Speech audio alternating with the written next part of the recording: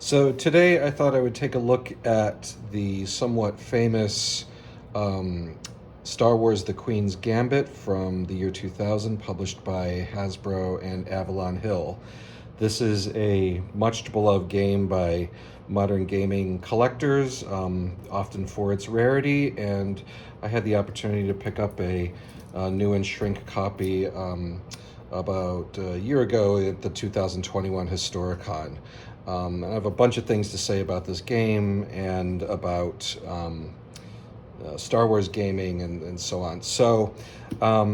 First of all, I've been a Star Wars fan and Star Wars gamer since 1977. My very first Star Wars game was the rudimentary counterboard game Escape from the Death Star, published in 77. I believe I received it for Christmas the following year.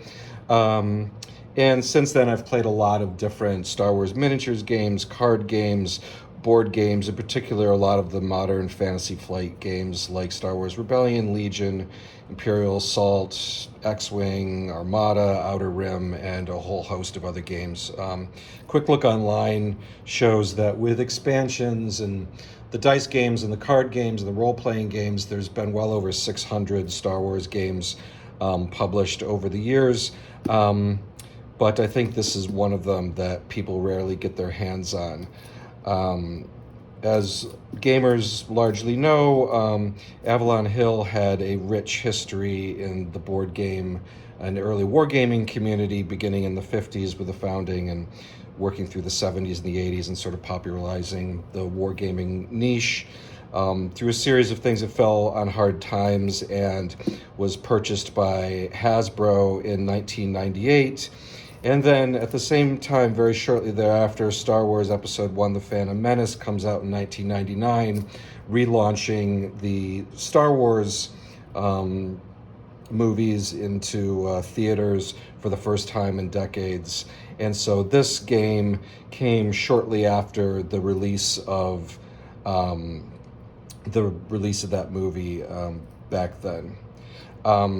Interestingly, not only is this a nice, brand new and shrink copy that I am going to immediately ruin the value of by opening it here in a couple of seconds and show the components, I've got a great story. When I bought this at Historicon in 2021, I bought it from a person who was selling a bunch of new and shrink games, and when I looked at his name tag, it was none other than the board game designer Richard Borg, which many of you will also know, developed the ACW American Civil War Battle Cry game in 2000, Memoir 2004, Memoir 44 in the year 2004, and then the Commands and Colors system with Ancients in 2006, Napoleonics in 2010, and a series of other spin-offs and expansions since then.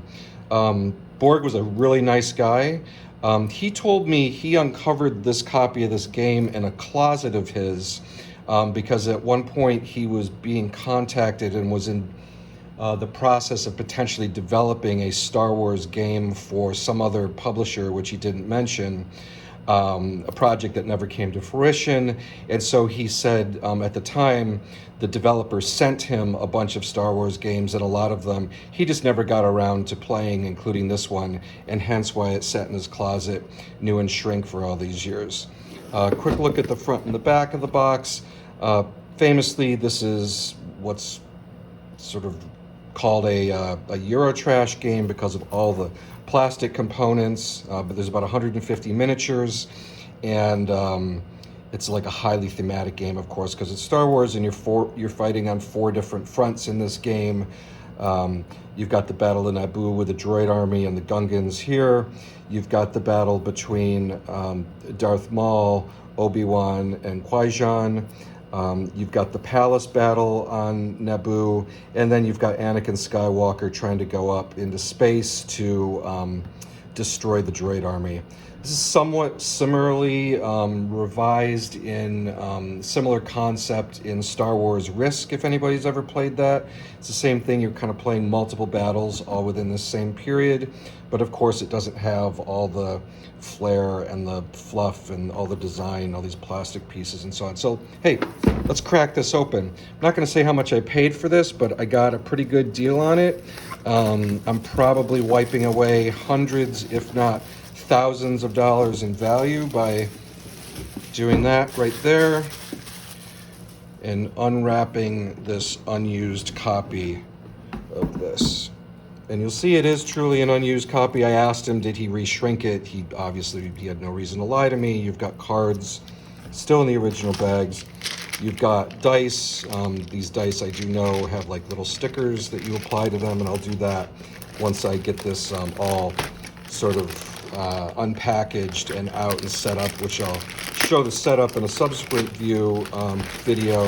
And I'm also going to hopefully get this played with my son. So here are the pillars in the palace. Again, everything's new in shrink. Here's your Gungans. You've got the droid army. A lot of figures here. You've got the droid tanks and some characters in here. And of course, you've got the named characters, Padme, you got Anakin's ship, Qui-Gon, Obi-Wan, Darth Maul, and so on. Here's some of those Gungan, can't remember the name of them, but the lizards with the little laser things on top of them. Here's the droid army tanks. Here are the larger droids, as well as some other characters. You've got the palace guards, and then you've got some mounted Gungans here too. So, as promised, this was a completely unused, unpackaged, unpunched, as they say, copy of this, which I have just undone that, and I assume in the bottom here is, so here are some player boards. Of course, you have the rule book, again, all nice and crispy, and here's that Avalon Hill logo that we remember from that period. Here are the stickers for the dice to apply. And then if I could just, and it's got several game boards. Here are the multiple levels of the palace. Again, all brand new cardboard, all unpunched. Again, more of these player boards, tracking. I'll get through the rules later and I'll get this played soon.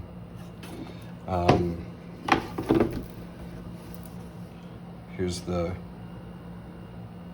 board for the fight on Naboo with the shield for the droid army.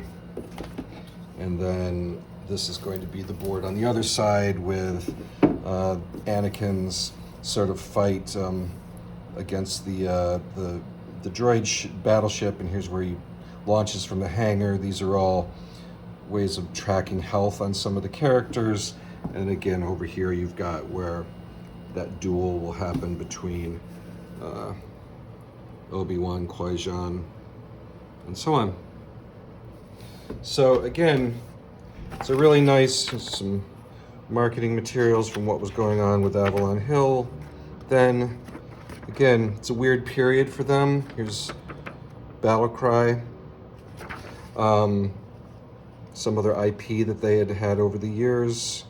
But as we all know, Avalon Hill is not the Avalon Hill that it once was in the 60s and 70s. So there that all is. I'm pretty excited. I think games are meant to be played, and I've had a number of games over the years that people have said, like, oh my God, I can't believe you unboxed that. I can't believe you punched that out. I can't believe you actually played that. But, you know, even though this was money I wasn't expecting, to spend when I went to Historicon. I think the story of buying it from, you know, a world famous designer who I've spent hours with his games, Richard Borg, an IP that I'm very much in love with, Star Wars, for most of my life, and just like getting my hands on a game that not very many people get a chance to get their hands on. So hope everybody appreciates this video,